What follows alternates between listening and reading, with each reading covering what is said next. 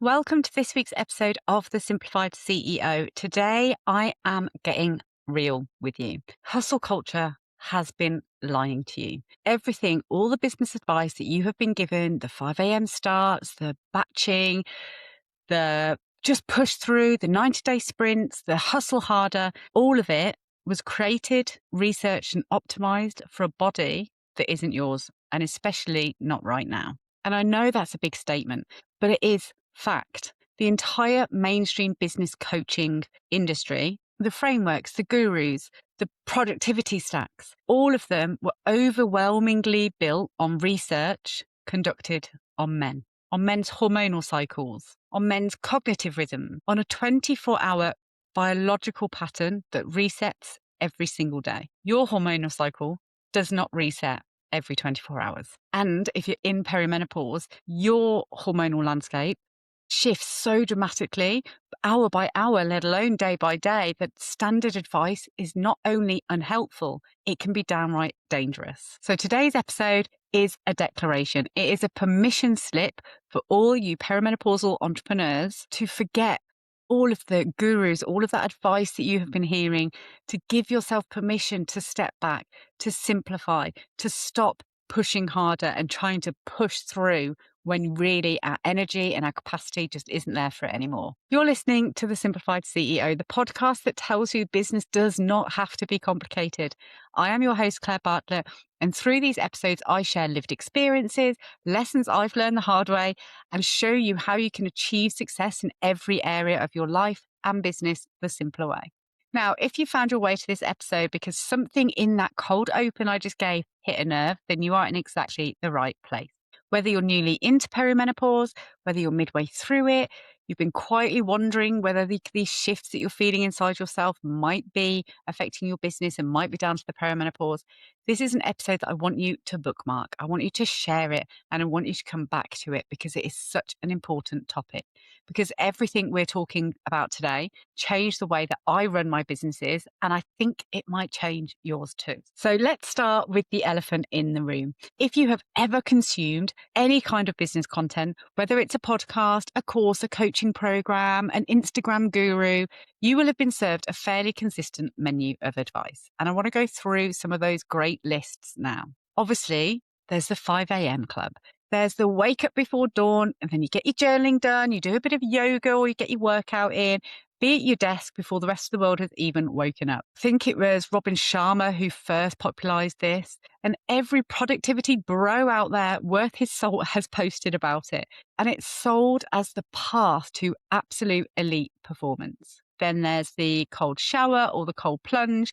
You know, some version of deliberately shocking your nervous system into alertness. Apparently, that's what peak performers do. And then there's the phrase I just loathe. And I think it's probably the most damaging of all. Just push through.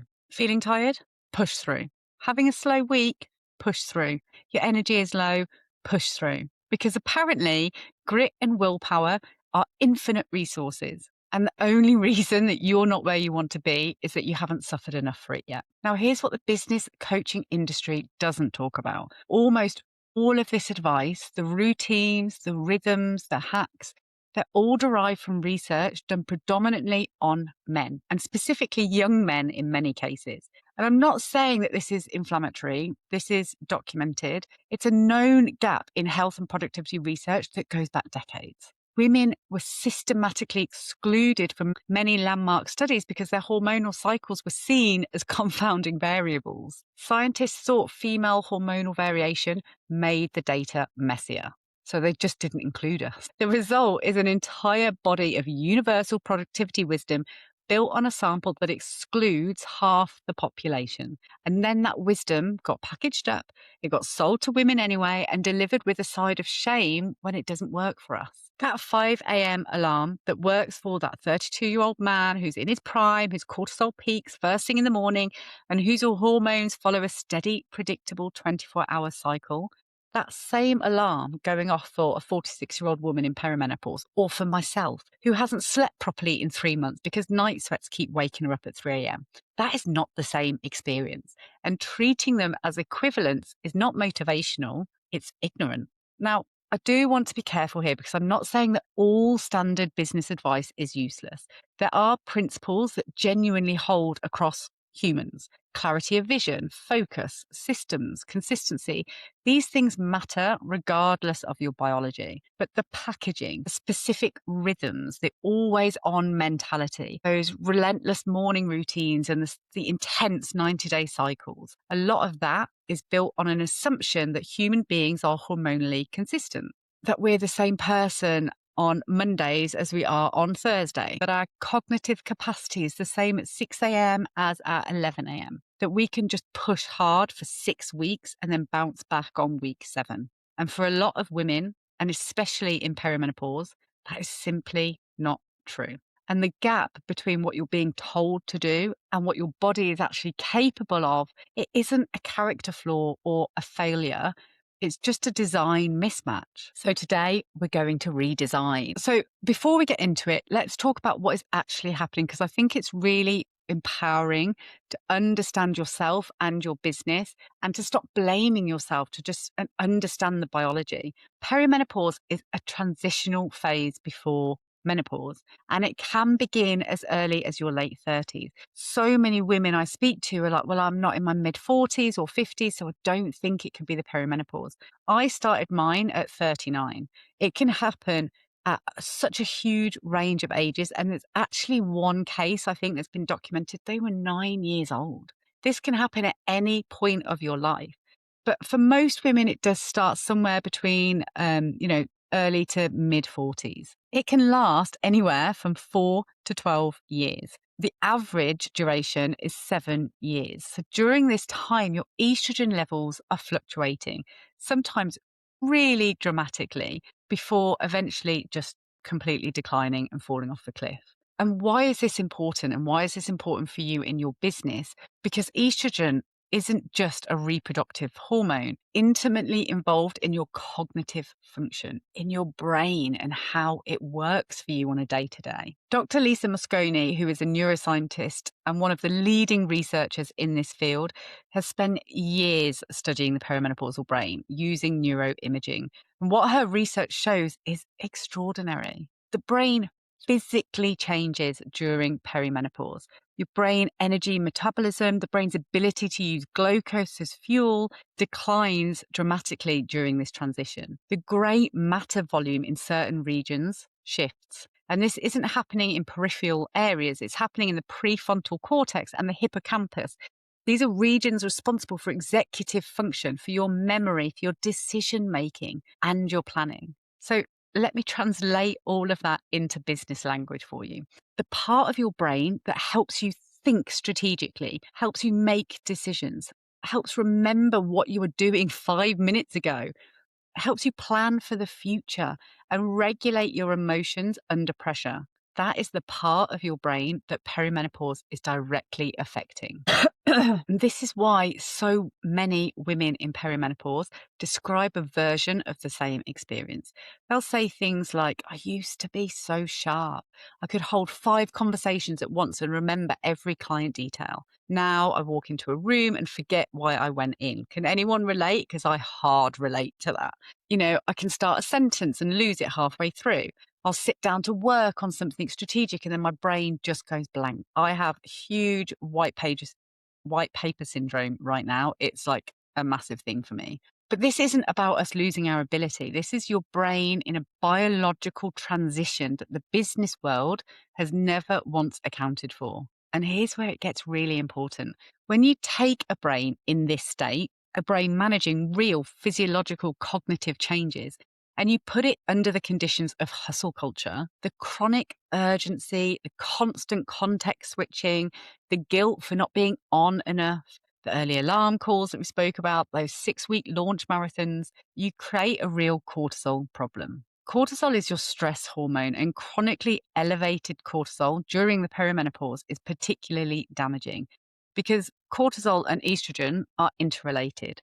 So when cortisol is chronically high, it further suppresses your estrogen production, which means the push through mentality doesn't just exhaust you. It actually hormonally accelerates the very cognitive challenges that you're already navigating. Pushing through perimenopause the way that hustle culture demands doesn't build resilience. It burns through reserves that you can't easily replenish. And then add to this the sleep disruption that most perimenopausal women experience. And sleep, as we know from decades of neuroscience, is when the brain consolidates its memory, it clears its toxins, and it does its best repair work. And you start to see just how completely misaligned the standard business advice is for this stage of life. And I'm not telling all of this to frighten you. I know this is a lot and it can sound overwhelming, but I'm telling you this because once you understand what's happening, you stop being angry at yourself. You stop the blame and the shame, and you just start making smarter choices. You stop trying to cram yourself into these frameworks or to complete this course. None of it was built for you. You start building something that actually fits. And that is exactly what we're going to do in the second half of this episode. But first, a quick break. Hey, guy. Hey, everyone. Just a quick reminder of my Perimenopause Business Revolution. This is my free 60-minute masterclass where I go deeper into what the perimenopause is, how it is showing up in your business, and most importantly, the changes you can make to build your business in a more sustainable, spacious, and sympathetic way. The link is in the show notes. Go and register, grab your space, and I will see you there. Okay, we're back. I want to tell you something that I wish I had known years ago. You're not losing it, okay? You are not becoming less capable, and you are not past your best. You are navigating one of the most significant biological transitions of your adult life with virtually no relevant guidance, while simultaneously trying to sustain a business. And the fact is, it feels hard, right? It feels really hard. When I first started noticing the changes in myself, the brain fog, the exhaustion that sleep just couldn't fix, and the way that my mood shifted, like, oh my gosh, the rage that I could feel in like split seconds was crazy. My first response was shame. I thought I was losing my edge. I thought, or maybe, my time has come and I'm not prepared to be in the business world anymore. I thought it was burnout, which to be fair, probably was. And I'd already been through years ago. And I talk about that quite a lot, 60-hour weeks and building a gilded cage for myself. But then when I started seeing these new symptoms appear, I thought, okay, are we going through the same thing again? Is it burnout? Have I pushed myself too hard? But things felt different, it wasn't just tiredness from overwork. Like I could feel that it was deeper than that.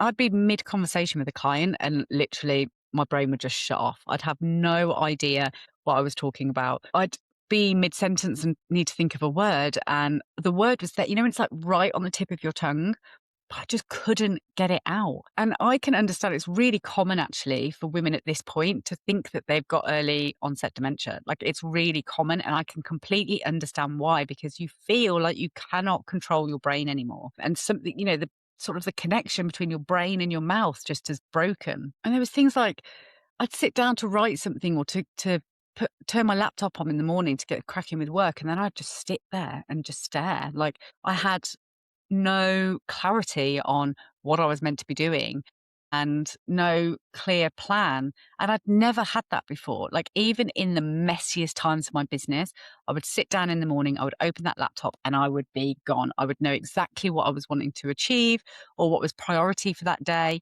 And my systems and processes hadn't changed, but yet all of that clarity and that sort of drive had just disappeared. But I kept pushing through because that's what I'd been taught. And that's what the world was telling me.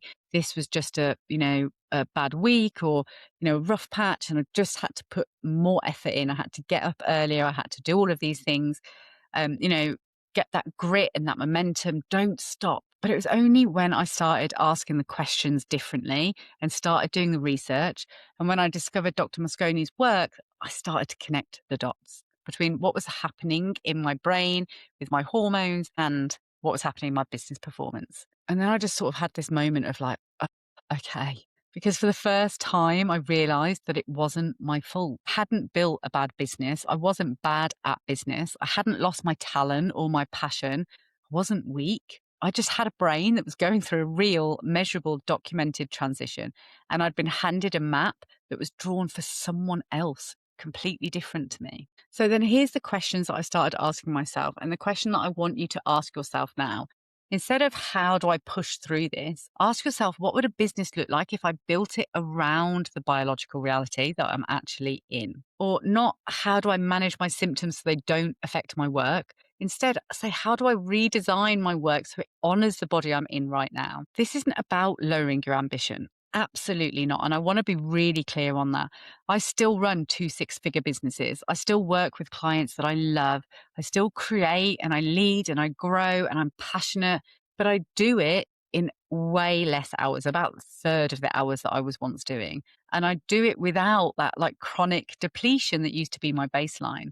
Because the shift wasn't about wanting less, it was about just building differently. And the architecture for that different way of building is now what I support my clients with, right? It's become the simplified CEO system because once I had done it and I started talking to my friends and my peers and they saw the difference in me, they started asking questions and I realized, okay, I'm not on my own in this. And actually, this is something that the world really needs. And I can help women who feel as lost as I did. So we've established that the advice that we've been given isn't built for our body. And we've looked at what perimenopause is actually doing to our brain, and we reframed it. The problem is a design mismatch, not a personal failing, which is great. But so what does a business look like when it is designed for the female hormonal experience? And I want to start with something that will sound obvious once you hear it, but that actually very few people in the business world are actually saying. You do not have a fixed amount of energy that you top up by sleeping and then spend throughout the day, as we've discussed. That is a male hormonal model. That is the 24-hour cycle on which almost every productivity system ever written is based. Your energy as a woman, and particularly as a woman in perimenopause, operates in a much more complex rhythm. It shifts within a day or a week and across a month. It's influenced by estrogen, progesterone, cortisol, your sleep quality, your nervous system, and like a dozen other factors that no productivity guru has ever asked you about. So here's the shift I want you to make. Stop trying to manage your energy and just start designing around it. And what do I actually mean by that? Because that sounds a bit, a wooey, and I get it. But managing your energy means not trying to squeeze maximum output from whatever you've got in a given day. It doesn't mean coffee and willpower and pushing to the end of the to-do list. Doesn't mean treating tiredness as an obstacle to work around. It means something completely different. It means actually mapping when your energy is naturally higher and when it dips. It means assigning different types of work to different energy states. And it isn't about being precious or giving yourself the time off and using it as an excuse, but it's about how high performance actually works. If you are not sleeping very well at the moment and you're waking up groggy and you're a bit slower to get started in the morning, then change your start time till 10 instead of 9. Make sure you're not booking in meetings before 10. I never allow any meetings in my diary before 10 a.m. because I just don't know how I'm going to sleep and how I'm going to feel in the morning. And I also don't want that pressure or having to rush to my desks. 10 a.m. is the earliest I'll have a meeting. Some days I'm at my computer by 8. And that's great. But other days I'm crawling to my computer at 5 to 10 because I know I've got a meeting. So it gives me that space and allows me to honor myself and to give me what I need in the morning. A lot of the time, it's really common to have a mid-afternoon dip. So some days, I'm not ashamed to say, I will go and have a little nana nap. I will have a nap mid-afternoon before I've got to go and pick up my daughter from school just to recharge. And then I can do some more work on the evening if I need to. But actually, my energy seems quite high on an evening. I'm recording this. It's super late tonight. This is the latest I've set up in ages. But for some reason, I'm, flying high tonight. So I was like, right, make use of the time. So it's about listening to yourself. And there's other tasks that when I'm on a low energy, for instance, I would never record a podcast because you can pick up on it. I won't give the best version of myself. So I know that that is not a task to do on a particularly low energy day. A low energy day would be potentially, just going through my emails, sorting that out, doing some reach out and some nurturing, really simple tasks that don't take up a lot of my brain capacity, that's the sort of thing I will focus on a low energy day. Because there's different categories of work in any business. There's the deep strategic thinking, the kind that requires you to hold, a complex problem, to make connections, to create something new. Then there's the communicative work where, you've got your client calls, your team conversations, sales calls, and the kind of work that requires you to be really present and relational and responsive. And then there's the admin work, the inbox, the scheduling, the operational tasks that do need doing, but they don't require your best thinking, right? They don't require your energy to be on point. And then there's the creative work, creating the content, the copy, the ideas, and the things that come from a place of like flow rather than force. So each of these categories asks something different of you and your brain. And the perimenopausal brain, which we all know now is fluctuating and with heightened sensitivity, is not equally equipped for all of them at all times of the day. And the other thing is that 5-day back-to-back, always available working week wasn't designed for us. And we don't need to stick to it. There is no rule book that says we have to be there 9 till 5. It emerged from an industrial model built around male bodies, male hormones, male life structures.